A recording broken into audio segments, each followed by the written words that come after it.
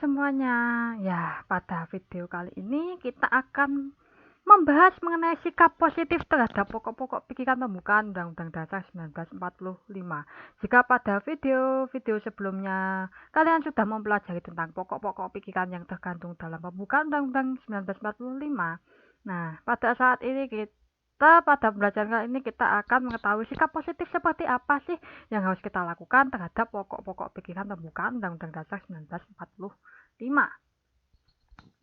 Nah, Undang-Undang Dasar 1945 termasuk pembukaan Undang-Undang Dasar 1945 yang dalam tertib hukum Indonesia merupakan peraturan perundangan yang paling tinggi tingkatannya, menjadi alat kontrol norma-norma hukum yang lebih rendah dalam hierarki tertib hukum Indonesia.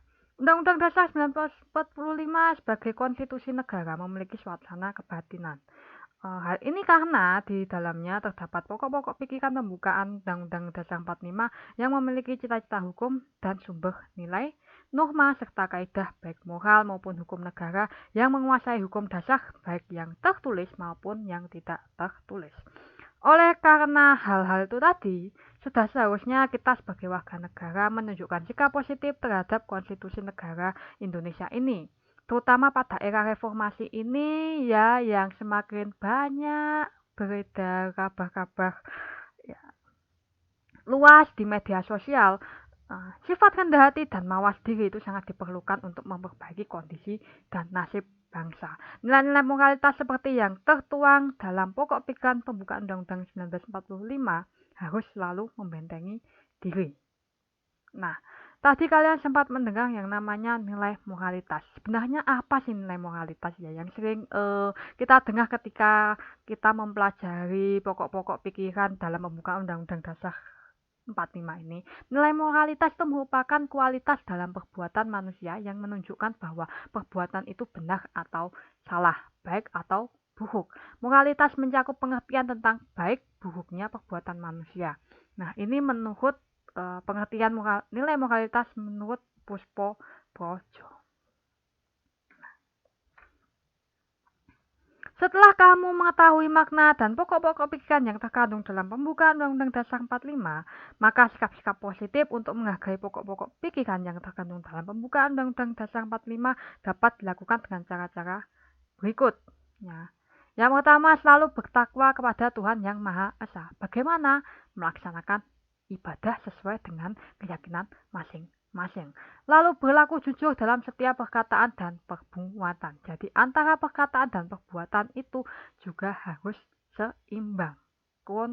Konsekuensi istilahnya harus sama.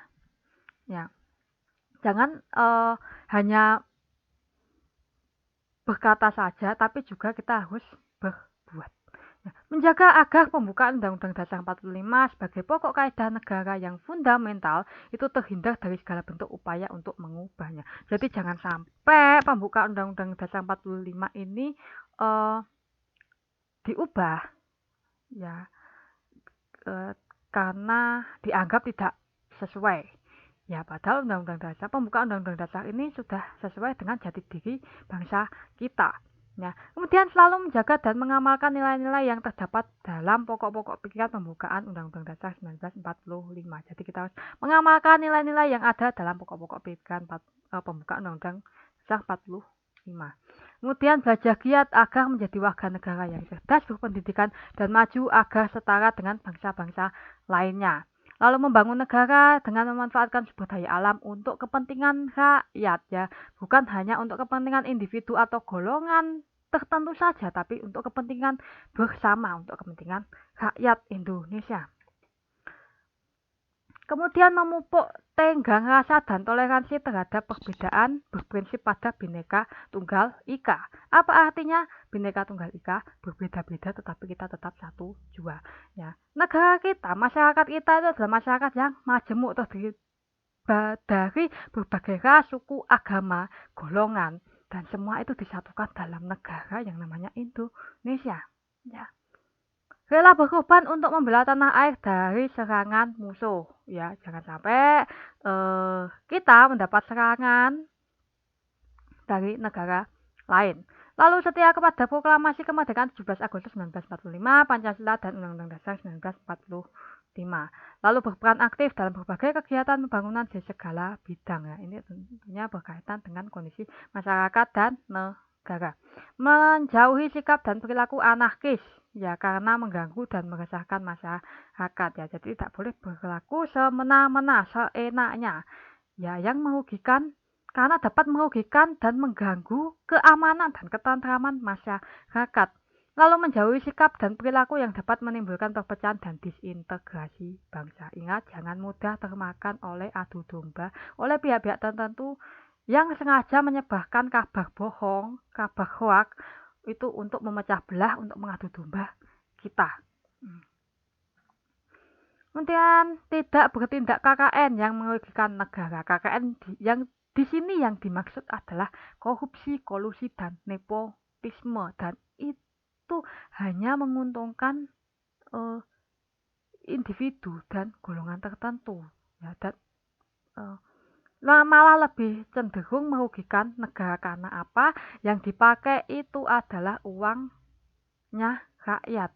Nah, uang rakyat dipakai untuk kepentingan sendiri atau kepentingan golongannya dia sendiri. Itu sangat merugikan. Kemudian mengamalkan nilai-nilai Pancasila dan Undang-Undang Dasar 1945. Lalu mengutamakan kepentingan masyarakat, bangsa, dan negara di atas kepentingan diri dan kelompok. Ingat, kepentingan negara itu adalah kepentingan yang paling utama. Ya. Lalu bangga dan hormat serta meneladani para pejuang pendiri bangsa dan negara Indonesia, ya. Hormatilah, hargailah hasil jeripayah dari perjuangan para pendahulu kita, para pahlawan kita yang telah susah payah meraih kemerdekaan Indonesia. Menjalankan tugas dan kewajiban negara dengan tanggung jawab dan demi kesejahteraan umum. Lalu dalam pengambilan kebijakan politik harus tetap mengutamakan kepentingan rakyat. Ingat, rakyat itu adalah yang utama, ya. Jangan hanya menguntungkan golongannya sendiri saja, itu egois. Nah, tetap rakyat. Lalu menjalankan kehidupan kenegaraan yang dijiwai oleh nilai-nilai Pancasila.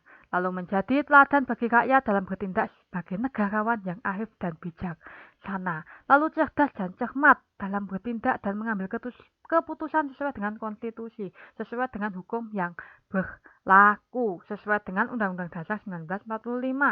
Lalu menjalankan kebijakan negara dalam kerangka pelaksanaan nilai-nilai demokrasi. Ya, tetap menjaga persatuan dan kesatuan bangsa, tidak berbuat hal-hal yang merugikan bangsa. Ya.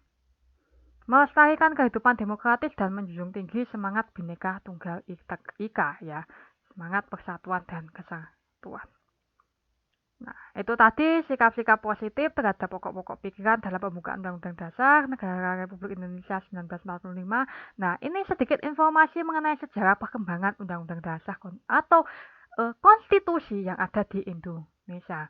Ya, ada setidaknya kita pernah mengalami pakai 5 konstitusi, ya. Yang pertama periode Undang-Undang 1945, yaitu tahun 45 sampai 49. Kemudian kita memakai konstitusi RIS, ya, Republik Indonesia Serikat, pada tahun 1949 sampai 1950. Ya, lalu memakai periode Undang-Undang 1950, ya, 1950 sampai 1959. Sebenarnya ini sudah kembali ke ya, Undang-Undang Dasar sementara, ya, di sini dimaksud 1950 itu Undang-Undang UUDS 1950, ya. Itu tahun 50 sampai 59 hingga kemudian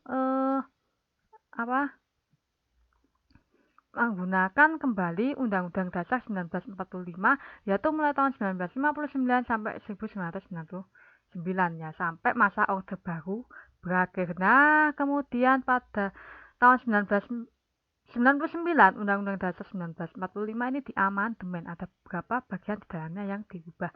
Nah, inilah yang kemudian jadi Undang-Undang Dasar yang kita pakai sampai saat ini. Kemudian kalian tadi kan sudah mendengar istilah amandemen. Apa sih kayak amandemen itu? Amandemen itu adalah perubahan, ada beberapa perubahan dalam isi loh, ya, bukan pembukaan undang-undangnya, tapi isi yang ada dalam Undang-Undang Dasar 1945. Entah itu ayatnya ada yang sedikit diubah atau mungkin ayat pasalnya itu ada yang bunyinya dikurangi atau dan sebagainya ya. Ada 4 kali amandemen ya setidaknya mulai tahun 99 sampai tahun 2002. Amandemen 1 itu tanggal 19 Oktober 1999, kemudian amandemen 2 itu tahun 2000, amandemen 3 itu tahun 2001 dan terakhir adalah amandemen 4. Nah, sempat terjadi ada wacana untuk melakukan amandemen lagi pada tahun 2019. Namun ini hanya sekedar wacana dan masih belum dilaksanakan. Oke, akhirnya selesai juga untuk pembelajaran mengenai sikap positif terhadap pokok-pokok pikiran dalam pembukaan Undang-Undang Dasar 1945. Terima kasih sudah menyimak video kali ini. Sampai jumpa di video yang berikutnya. Thank you.